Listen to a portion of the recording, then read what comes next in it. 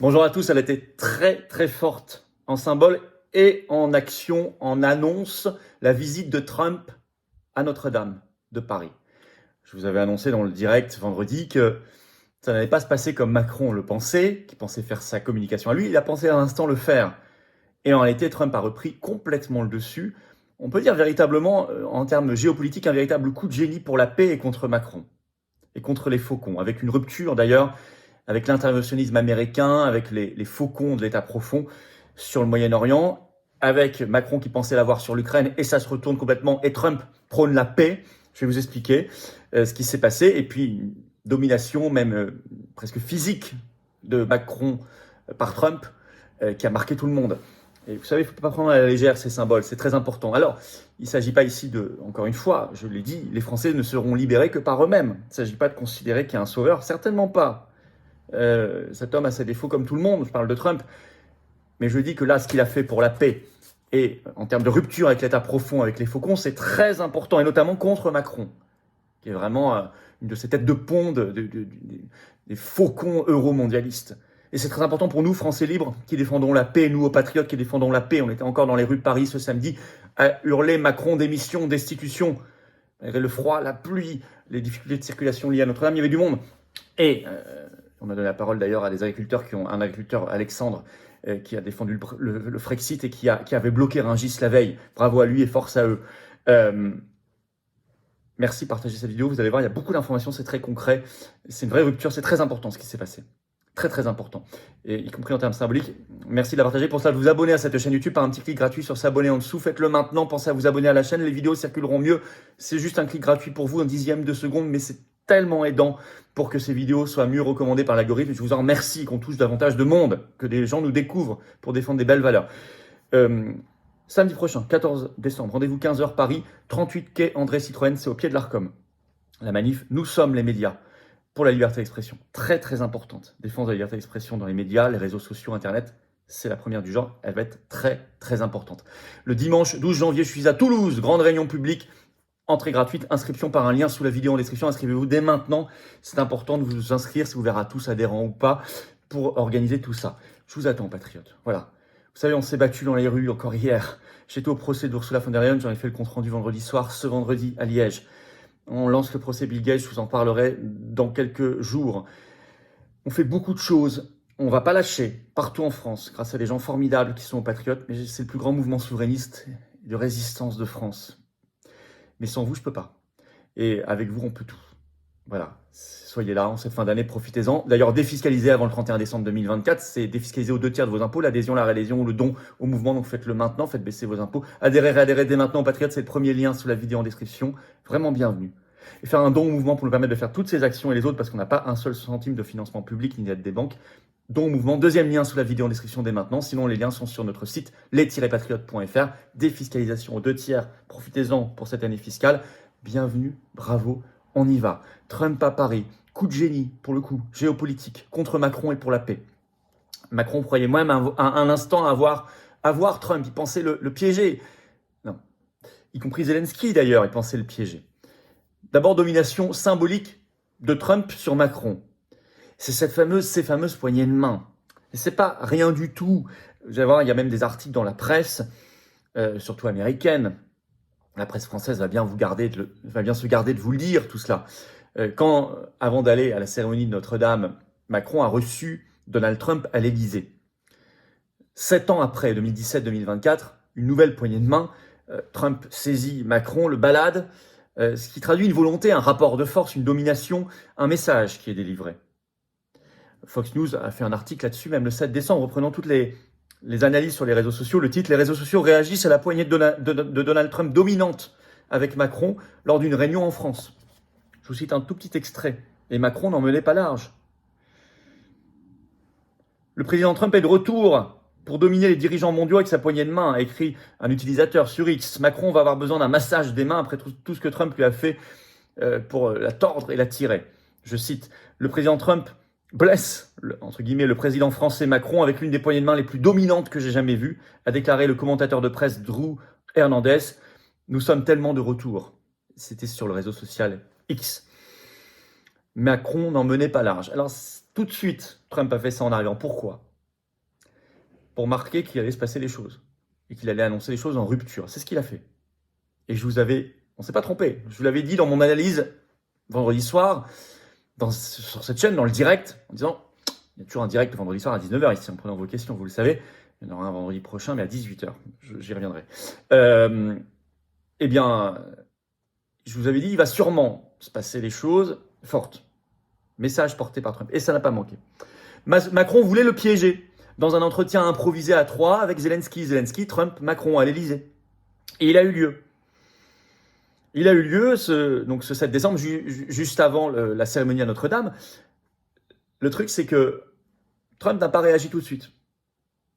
Il a laissé les deux autres, Macron et Zelensky, fanfaronner, puis il a réagi. Et vous allez voir qu'il a dit des choses qui ne sont pas du tout en ligne avec ce qu'il pensait. D'abord, cet entretien, Trump, note Le Monde dans un article le 7 décembre, est arrivé avec 43 minutes de retard. Il marque les choses. Il n'a duré que 35 minutes, ce qui est extrêmement court. Qu'ont-ils pu se dire à 3 en 35 minutes? Honnêtement, rien, à mon avis. Ils ont juste, à mon avis, bu une grenadine. Macron pensait avoir gagné. Le Monde le rapporte le 7 décembre dans son article. Je cite, « Le rendez-vous n'a été agréé qu'à la dernière minute dans le feu de l'action, si l'on peut dire, écrit Le Monde.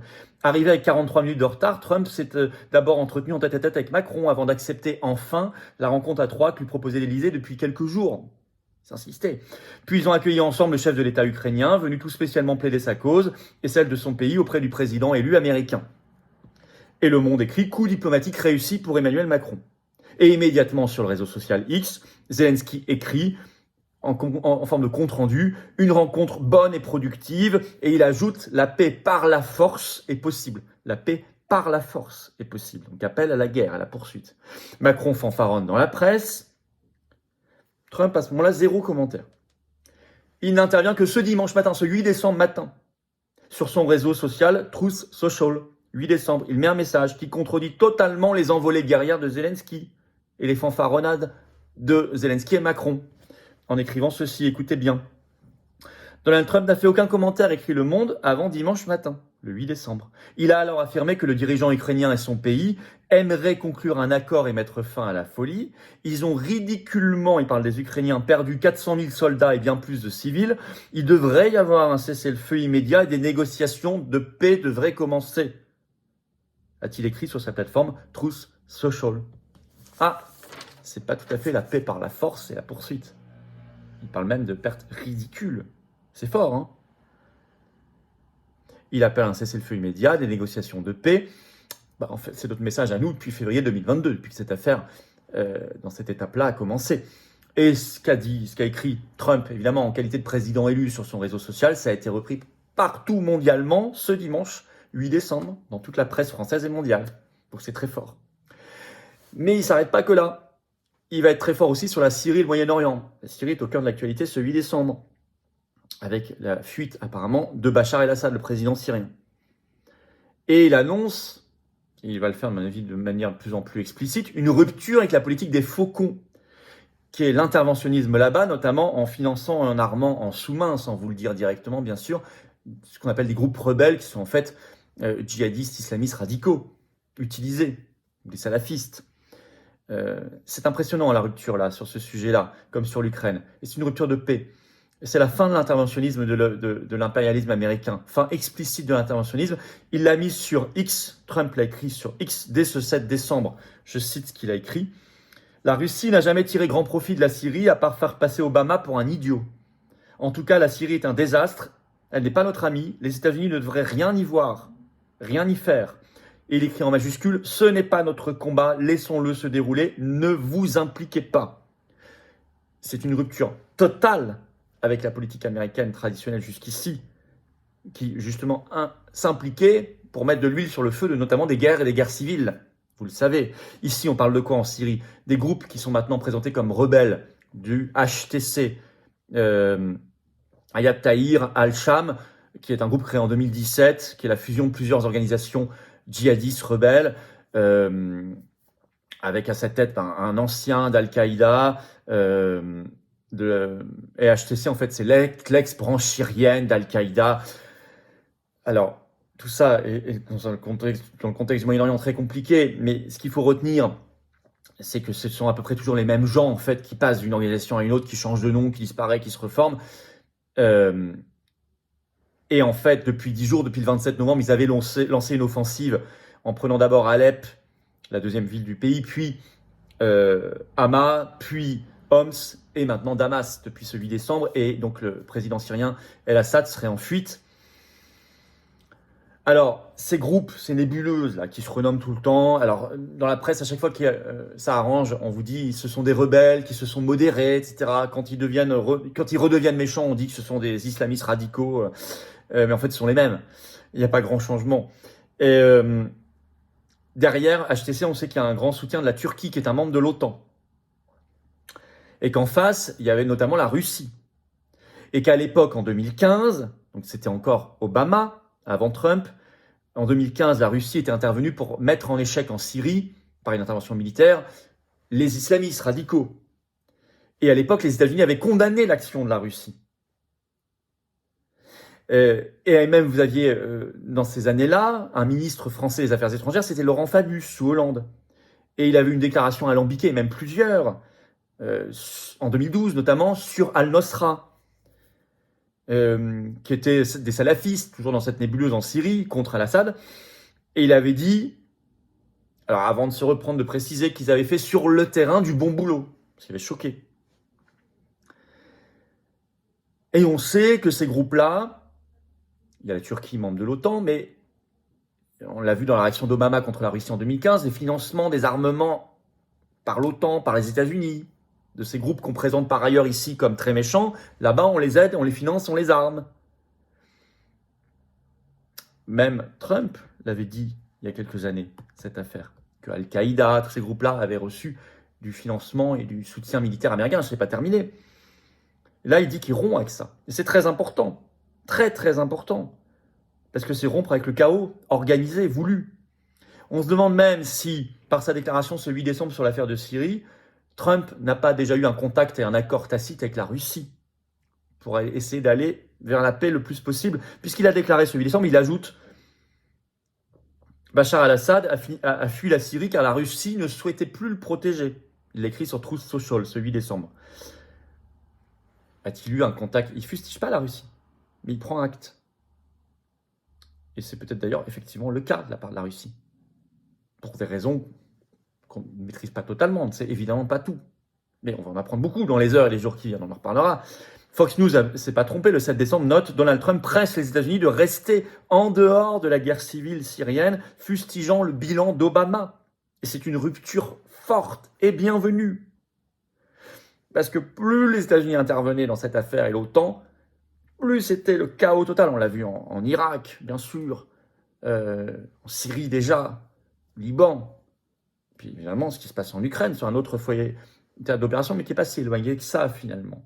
Parce que dans le groupe HTC, vous avez même des formateurs militaires ukrainiens depuis quelques jours. Il faut quand même en être conscient.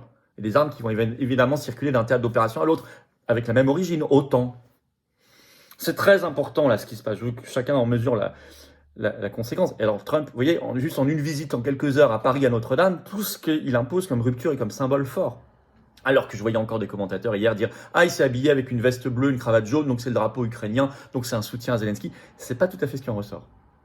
Il y a sûrement d'autres symboles derrière tout ça. Vos analyses d'ailleurs m'intéressent en commentaire.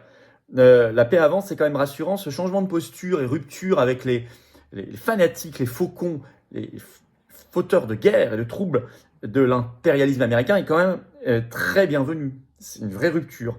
Et Macron n'a pas réussi son coup, ni symboliquement, la poignée de main, ni politiquement, ni géopolitiquement. Et c'est très important parce que Macron représente ce camp des faucons euromondialistes, qui eux vont mettre de l'huile sur le feu, toujours, en Ukraine, en Syrie, au Moyen-Orient, partout. Il y a eu donc beaucoup de symboles dans cette sortie de Trump à Notre-Dame, beaucoup. Et on va continuer à en apprendre. Et nous, ça nous laisse penser que nous devons retrouver un pays libre et indépendant, nous la France, sorti de l'Union européenne et de l'OTAN pour défendre une voie de paix et de raison en rupture aussi avec les faucons. Ah oui, ce combat, pour nous, il est très important. Et il va l'être de plus en plus parce qu'il ne faudrait pas que le réduit totalitaire européiste prenne le relais de l'État profond américain pour aller vers la guerre. Il faut qu'on s'échappe de ça par notre indépendance et notre souveraineté de peuple français. On se sauvera par nous-mêmes et uniquement par nous-mêmes. Mais il faut sortir, c'est pour ça que j'ai mis brisons nos chaînes par rapport à l'Union européenne, par rapport à l'OTAN. Soyons un pays qui défend nos intérêts nationaux et la paix. C'est ça le grand combat, le grand message des patriotes. Rejoignez-nous. Aidez-nous à le faire pour nous et nos enfants. Merci de partager la vidéo en vous abonnant à cette chaîne YouTube. Vous allez aider par un petit clic gratuit sur s'abonner en dessous. Profitez-en pour appuyer sur la petite cloche à côté. Comme ça, vous êtes notifié dès qu'il y a une nouvelle vidéo qui sort. Grosse manif, liberté d'expression au pied de l'Arcom, samedi 14 décembre à 15h. Paris 38 quai. André, Citroën, venez très nombreux. On aura de très grands intervenants pour la première fois en manif. Pour certains, ça va être un très grand moment. Et puis le 12 janvier, dimanche, je suis en réunion publique gratuite, entrée gratuite à Toulouse. Inscrivez-vous par un lien sous la vidéo en description. Merci de partager cette vidéo, de vous abonner à la chaîne et venez aux Patriotes. Voilà, en ce mois de décembre 2024, pour profiter de la défiscalisation au titre de cette année fiscale avant le 31 décembre, adhérez, réadhérez, faites un don au mouvement et venez défendre la paix. Venez défendre le fait qu'on brise nos chaînes, la France libre. Pour nous, nos enfants, nos petits-enfants, les générations qui viennent, venez. J'ai besoin de vous. Ou aidez-nous par un don au mouvement à faire toutes les actions qu'on doit faire, les procès, les manifs, les opérations coup de poing, les tracts, les affiches, préparer les élections anticipées, tout ça, ça coûte. On n'a pas un centime de financement public, rien. Or, on fait, on lâchera pas de morceau. Ni pour nous, ni pour nos enfants, ni pour la France, ni pour l'humanité, on lâchera pas le morceau. Et vous le savez, dans le plus grand mouvement souverainiste et de résistance de France qui s'appelle les Patriotes, qui vous attend. Prenez cette carte orange d'adhérent et de réadhérent dès maintenant par le premier lien sous la vidéo en description. Ce lien, je l'ai mis également en commentaire. Par une petite fiche sur l'écran maintenant et dans quelques secondes, un lien sur l'écran. Faire un don au mouvement, c'est le deuxième lien sous la vidéo en description dès maintenant. Tous les liens sont sur les-patriotes.fr. Tout est défiscalisé aux 2/3. Vous mettez 300 €, ça enlève 200 € d'impôts avant que les compteurs fiscaux soient remis pour vous à zéro le 1er janvier 2025. Profitez-en maintenant, faites baisser vos impôts. Vous mettez 30 €, ça enlève 20 €. Vous mettez 1000, ça enlève 660. Vous mettez 10, ça enlève 660, etc. Bravo aux donateurs, aux réadhérents, bienvenue du fond du cœur, aux nouveaux adhérents patriotes. Vive la France!